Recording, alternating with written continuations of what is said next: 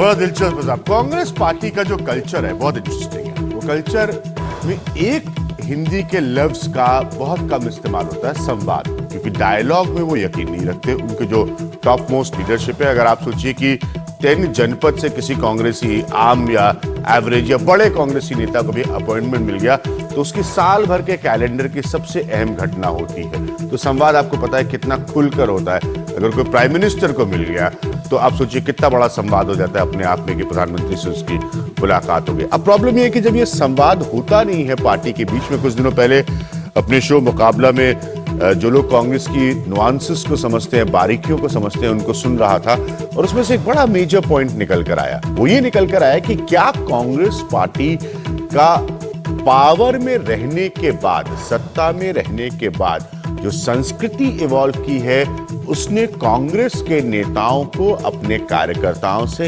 एक डिस्कनेक्ट कर दिया, उनको दूर कर दिया, और बी अगर सरकार कोई अच्छे काम भी कर रही है तो उनको लोगों तक सिवाय सरकारी विज्ञापनों के, जो कि अच्छे दामों पर मिल जाते हैं सभी बड़े अखबारों में और चैनल्स में, उसके अलावा वो क्या वाकई लोगों तक अपनी बात पहुंचा पा रही है। अब ये सब बदलने के लिए एक ऐसी पार्टी जिसकी टॉप मोस्ट लीडरशिप में संवाद का कल्चर बहुत कम है, अब वो संवाद बैठक कर रही है। यानी कि जो सरकार के रिप्रेजेंटेटिव्स हैं वो संवाद करेंगे पार्टी के रिप्रेजेंटेटिव्स के साथ, और पार्टी के लोग, मैं ऐसा उम्मीद कर रहा हूं, मेरे सामने एजेंडे की कुछ डिटेल्स दी गई कि वो पूछेंगे कि सरकार ने इन प्रॉमिसेस जो वो कोई भी अपने मैनिफेस्टो में करता है, अपने घोषणा पत्र में करता है, उसके बारे में, उसको इंप्लीमेंट करने के बारे में आखिर सरकार ने किया क्या। मैं आज के अपने पैनल से आपको मिलाता हूं, ये सभी वो लोग हैं जो बहुत बेहतर ढंग से जानते हैं कि कांग्रेस पार्टी कैसे फंक्शन करती है। मेरे साथ सीनियर जर्नलिस्ट उर्मिलेश जी मौजूद है, मेरे साथ रेणु मित्तल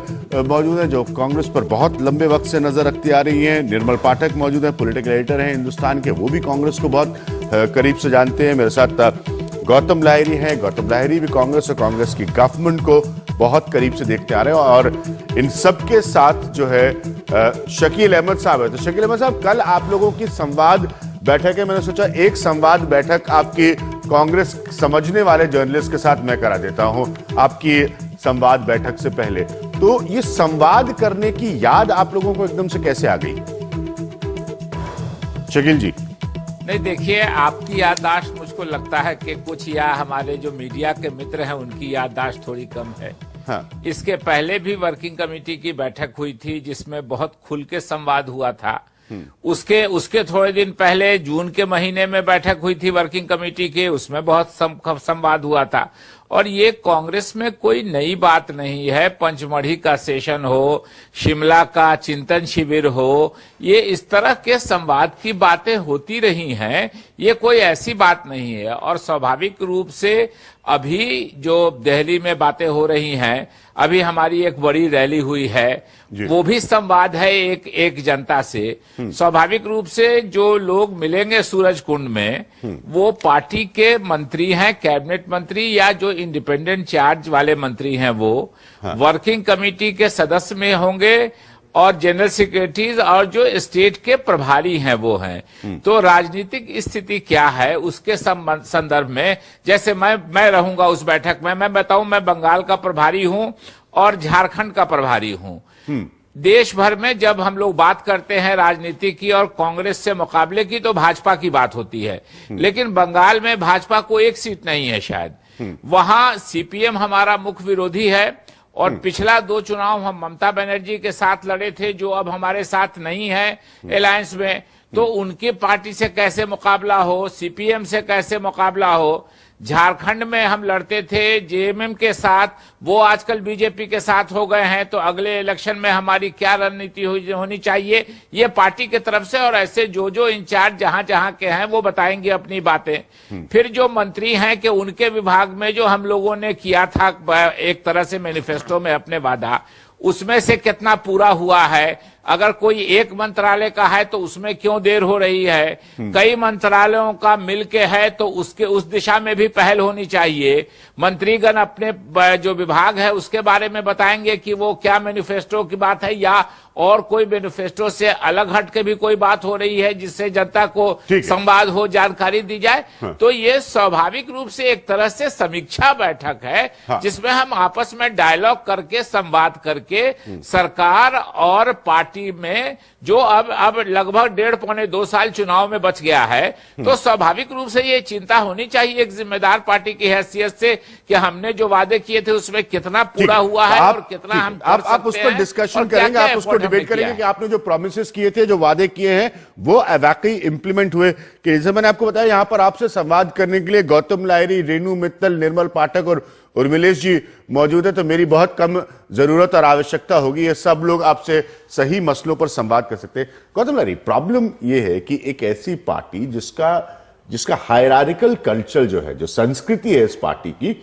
वो बहुत ज्यादा संवाद करती हुई कम से कम नजर नहीं आती। अगर करती होगी तो आपको हमको नहीं पता है। जब वो डिसाइसिवली पब्लिक डोमेन में आकर लोगों को बताकर ऐसा कोई कार्यक्रम करती है, तो एक्चुअल सोच उसके पीछे क्या है?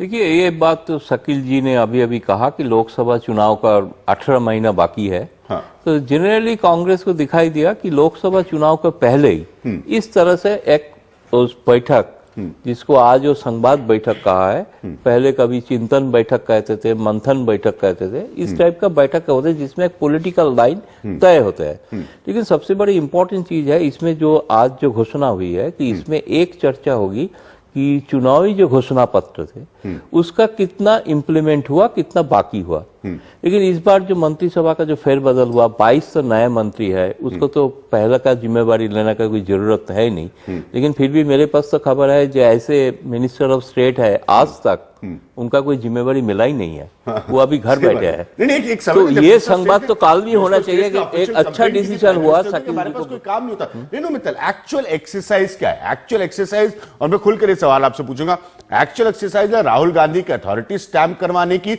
उनको आंसरेबल उनके प्रति सारे आपके टॉप मिनिस्टर्स बने, या एक्चुअल एक्सरसाइज है वाकई रिव्यू करने की आपने किया क्या है और करना अगर कुछ अच्छा भी किया है तो पब्लिक को क्यों नहीं समझ में आ रहा है? देखिए, अभिज्ञान बहुत कुछ एक पिछले 2 साल से कांग्रेस बहुत सरकार हर तरफ से पिट रही है।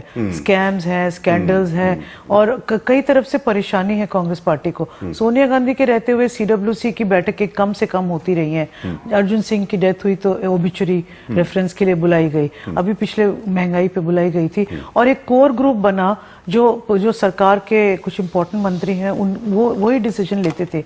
अब ये पार्टी, क्योंकि उनको लग रहा है कि एक्सीडेंट्स हो सकते हैं, सरकार गिर भी सकती है, जल्दी चुनाव भी हो सकते हैं, एक एटमॉस्फेयर को और माहौल को बदलने की कोशिश है, जिसमें कि ये लगेगा कि भाई पार्टी जो है प्रोएक्टिव है। जो संडे की रैली थी वो एक इसमें कि हमको डरने की जरूरत नहीं है, हम किसी भी चुनौती को हेड ऑन फेस कर सकते हैं और हमने जो काम किए हैं वो हमको जनता तक पहुंचाने हैं। एक वो मैसेज था। दूसरा ये कि राहुल की लीडरशिप एस्टैब्लिश करनी है। पहली बार आप देखेंगे कल कि राहुल गांधी जो है वो मंत्रियों से डायरेक्ट रिपोर्ट कार्ड लेंगे कि उनकी मिनिस्ट्रीज में क्या हुआ।